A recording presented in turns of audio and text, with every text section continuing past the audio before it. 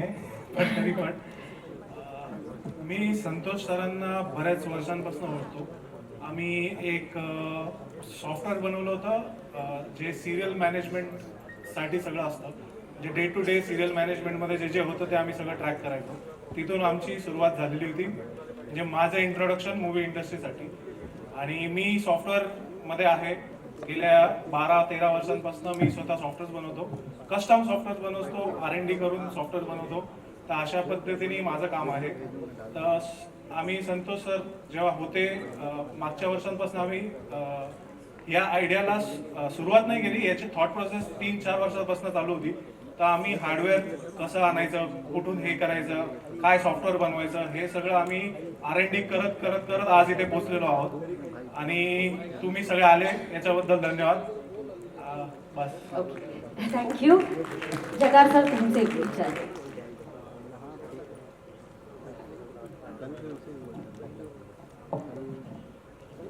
Hello, नमस्कार. माझं नाव अभिषेक जठार आणि माझी एक बॅक स्टोरी सांगतो फक्त छोटीशी, की मी संतोष सरांना कसा भेटलो. तर अमीन सरांचा एक प्रोजेक्ट होता कोई जाने ना, आणि ती 5 गणीला शूट होती. तर तिथल्या प्रोडक्शन टीमवर माझा पहिलाच प्रोजेक्ट. तर तेव्हा मी सर EP होते आणि त्याच्या अंडर मी होतो. तर तेव्हा मला ॲक्च्युली कळलं की सिनेमा बनतो कसा, आणि तो जो स्ट्रगल आहे, जो ग्राउंड लेवलचा माणूस आहे त्यामध्ये काम करणारा, ते अगदी ॲक्टर डिरेक्टरपर्यंत प्रत्येक जण किती स्ट्रगल करतो एक चित्रपट निर्माण करायला, ते मला तेव्हा कळलं. आणि त्याच्या आय थिंक 1-2 वर्षानंतर सरांनी मला ही आयडिया एक सांगितलेली. तेव्हा एक कल्पना होती फक्त. त्याच्यानंतर मग आमचे भरपूर प्रयोग झाले त्याच्यावर. जसे सर म्हणाले की टुरिंग ट्रेलर वगैरे, ट्रक वगैरे सगळं आम्ही त्याच्यावरती भरपूर R&D झाली. आणि त्याच्यानंतर मग आता आम्ही या कन्क्लुजनला आलो की आपण हे डिव्हाइस घरोघरी कसं पोचेल, त्यासाठी आपण काहीतरी असं बनवलं पाहिजे की प्रत्येक जण मराठी सिनेमा आपल्या घरी बसून बघू शकतो. तर हा जो थॉट प्रोसेस आहे आणि याचा जो ब्रेन आहे संतोषजी, तर मला त्यांना खरंच थँक्यू बोलायचं आहे की मी त्यांच्या टीमचा पार्ट होऊ शकलो. आणि माझं जे काम आहे या टीममध्ये इज ग्राउंड नेटवर्किंग, गावोगावी पोचणं, तिथल्या ग्रामपंचायतींना भेट देणं, तिथे ही जी इनिशिएटिव्ह आहे हे तिथे पोहोचवणं, त्यांना समजावणं, आणि पार्टनर्स निवडणं किंवा इंडिव्हिज्युअल लोकांपर्यंत ही कन्सेप्ट पोचली पाहिजे आणि प्रत्येकाला आपल्या घरी बसून मराठी चित्रपट फर्स्ट डे फर्स्ट शो बघता आला पाहिजे, हे माझं टार्गेट आहे. थँक्यू. Thank you very much. किस्सा शुरू टॉकीजची जेव्हा अनाउन्समेंट झाली तेव्हा जे पहिले 3 युजर्स होते, what is that, I want to know. Hindi पण येणार इकडे, because it is not about that Hindi is going to escape this. Truly speaking, मतलब जहाँ पे मैं अभी मेरी फिल्म रिलीज कर रहा था 2 साल पहले, तो मैं बॉम्बे की बात करता हूँ, गांव तो छोड़ दो. मैं जब बॉम्बे में रिलीज करने के लिए मैं मेरे रिलीजिंग पार्टनर के साथ बैठा, तो उसने बोला दीपक भाई एक काम करना, ये बैंड्रा से लेके वर्ली आप कोई भी थिएटर मत चूज करना. बोला क्यों? मतलब यहाँ पे भी ऑडियंस है ना, बोलते हैं यहाँ पे सिर्फ मराठी लगती है.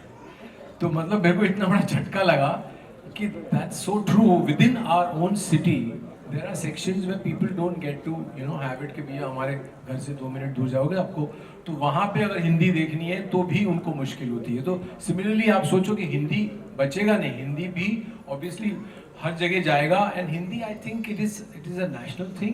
So on that basis I think Marathi भी देखने वाले लोग हिंदी भी देखते हैं, और गुजराती देखने वाले, कर्नाटक की फिल्म देखने वाले हिंदी भी देखते हैं. तो अगर ये फैसिलिटी मिलती है गांव वालों को, तो I think all the cinemas, I am not even letting go even the English films, जो आजकल एक इंटरेस्टिंग बात बताता हूँ. हारिज में मैं जब वहाँ रोड पे हम लोग ट्रैवल करते हैं तो it was like almost like a village for me. तो मैं बोला यार ये कहाँ शूट करने लेके आ गए ये लोग मेरे को.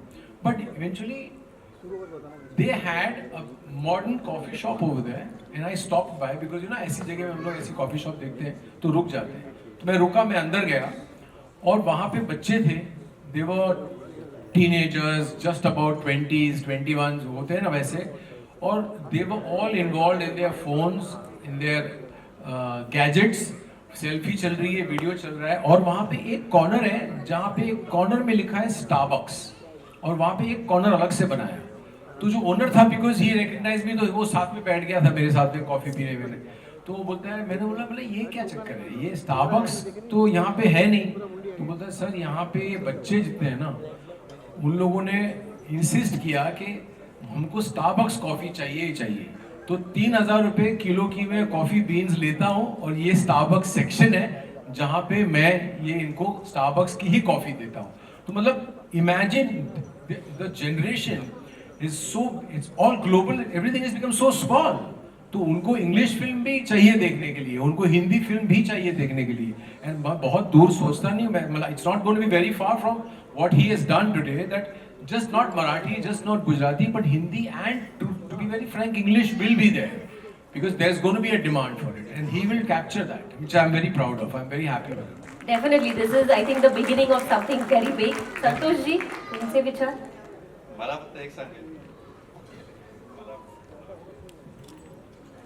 फक्त एक सांगायचं आहे, जसं आता तुम्ही एव्ही बघितला, कर्नाटक हा आपल्याकडे ऑनबोर्डिंग पार्टनर आहे, जे कन्नड फिल्मसाठी बघणार आहेत काम, दीपकजी गुजराती पिक्चरसाठी बघणार, ह्याचा मराठीला काय फायदा, हे इथं करण्याचं कारण काय, खूप जणांना प्रश्न पडला असेल, पण त्याच्या मागचा मी तुम्हाला अभ्यास सांगतो. हे दोन्ही राज्य ना आपल्या राज्याला टेकून आहेत, आणि 35 ते 40 लाख वेल टू डू मराठी लोक ह्या दोन राज्यात आहेत आपली.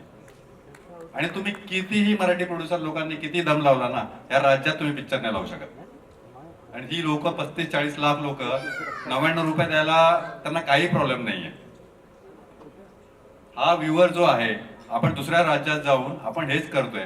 कर्नाटकला आपण काय देतोय, कर्नाटकमध्ये असलेला मराठी माणूस मराठी पिक्चर बघतोय, पण महाराष्ट्रात असलेला कन्नड माणूस ते पण आहेत ना 15-20 लाख, ते लोक कन्नडचा मराठी पिक्चर, कन्नड पिक्चर जो त्याच शुक्रवारी रिलीज झालाय तो डोंबिवलीत बसून बघू शकतो.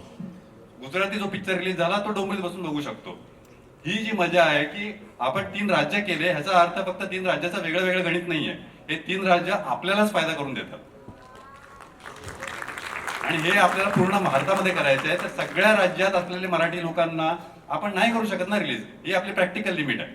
पण ह्या डिव्हाइसनुसार आपण प्रत्येक राज्यात प्रत्येक गावात जाऊ शकतो, आणि मास्टर बाहेर गेलेला माणूस वेल टू डूच आहे, मराठी माणूस बिगारी काम करायला तर गेलेला नाहीये. त्यामुळे ऑफिसर लोक आहेत, इंजिनियर लोक आहेत, बेंगलोरमध्ये आहेत, IT मध्ये आहेत, जे चांगल्या चांगल्या पदांवरती काम करतात, पैशाची प्रॉब्लेम नाहीये त्यांना, 3-3.5 हजार रुपये प्रॉब्लेम नाहीये. तर आपण राज्य करण्यामागचं कारण हे आहे की आपण हे एक असं मार्केट आहे की ज्याला आपण कधीच लक्ष नाही केलेलं. आपण महाराष्ट्राचे 1200 थिएटर आहेत, एक मराठी पिक्चर किती जोरात, किती बजेट असेल, 1200 थिएटरला लावू ना. MP मध्ये लावाल, गुजरात मध्ये लावाल, कर्नाटक मध्ये लावाल, नाही, शक्य नाहीये ते. पण ह्या डिव्हाइसनी ते सुद्धा शक्य होईल. तर हे टार्गेट आहे, म्हणून आपण राज्य वाढवतोय. या डिव्हाइसच्या निमित्ताने मला वाटतं सगळे चित्रपट प्रेमी अजून जवळ येणार आहेत. Everybody is going to unite. Sir, thank you very much. Yes, There's one question which I was asked, और ये सबके सामने ही इसलिए पूछ रहा हूँ क्योंकि मेरे एक अजीज दोस्त हैं जो टेक्निकली काफ़ी चीज़ें जानते हैं. तो उन्होंने एक सवाल पूछा था कि चलो मैंने, जैसे इनकी मराठी फिल्म है, मैंने इनकी मराठी फिल्म पहले दिन के लिए ले ली. अब मैं तो अपने गांव में बैठा हूँ, पर इनकी फिल्म हर जगह जहाँ जिन लोगों के पास नहीं आई है, तो क्या मैं अपने फ़ोन से, उस डिवाइस से इनको रिकॉर्ड कर लूँ फिल्म को, और फिर मैं इसकी पायरेसी करूँ, तो वो इजी नहीं हो जाएगा? शायद मेरा AV ठीक से देखा नहीं सर ने, उसमें वो क्लियरली लिखा हुआ है, हम लोग का एक टेक्नोलॉजी है, अगर आप रिकॉर्ड करोगे तो आपका नाम, आपका जियो एड्रेस, आपका IP एड्रेस, आप क्या देख रहे थे, कौन से टाइम पे रिकॉर्ड किया, ये सारा उस पर छप जाता है. और वो ऐसा नहीं 2 सेकंड के लिए स्क्रीन पे आ जाता है, वो फुल स्टार्ट टू एंड रहेगा, जो व्यूअर को कभी परेशान नहीं करेगा. लेकिन आज तक पायरेसी होने के बाद हमने बहुत लड़ाइयाँ की है, लेकिन किसी को अरेस्ट नहीं हुआ है आज तक. बट ये होने के बाद में कोई यूट्यूब पे डालने की या किसी को कॉपी करने देने की जरूरत नहीं करेगा, क्योंकि अगर ऐसा होता है आप उस आदमी को अरेस्ट कर सकते हो. हे सेफ्टी आणि सिक्योरिटी फीचर हाँ, मला मतलब फार हमें महत्त्वाचं प्रिवेंशन आहे. चाहिए. हमें लीक होने के बाद कुछ नहीं कर सकते हम लोग, पूरी इंडस्ट्री जानती है लीक होने के बाद हम क्या क्या कर पाए, आज तक क्या कर पाए, कुछ कोई सॉल्यूशन नहीं है. और ये ऐसा नहीं मराठी, ये हिंदी पिक्चर ने किया है. अभी लेटेस्ट हमने तमिलनाडु में देखा है कि अनरिलीज पिक्चर लीक हो गई, रिलीज की बात तो छोड़ो, तो इसका कोई जरिया ही नहीं है। लेकिन अपने पास से डिवाइस में से कॉपी नहीं हो सकता, कहीं से वो हैक करके उसको डाउनलोड नहीं किया जा सकता क्योंकि हार्डवेयर बेस है।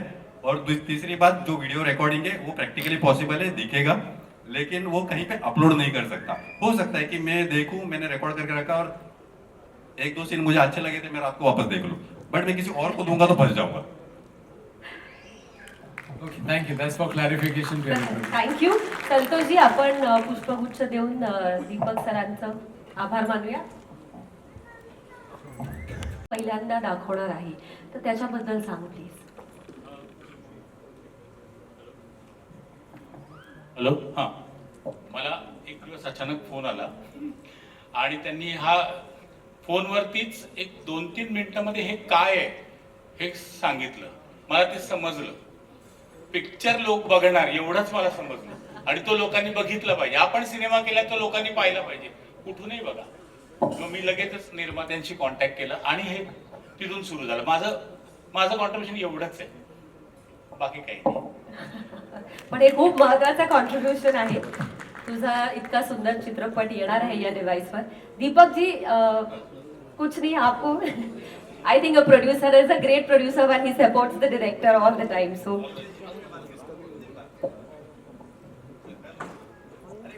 please tell us what you feel. Rekha ji, would you like to say something? दीपकजींच्या बरोबर हा माझा दुसरा सिनेमा आहे. आम्ही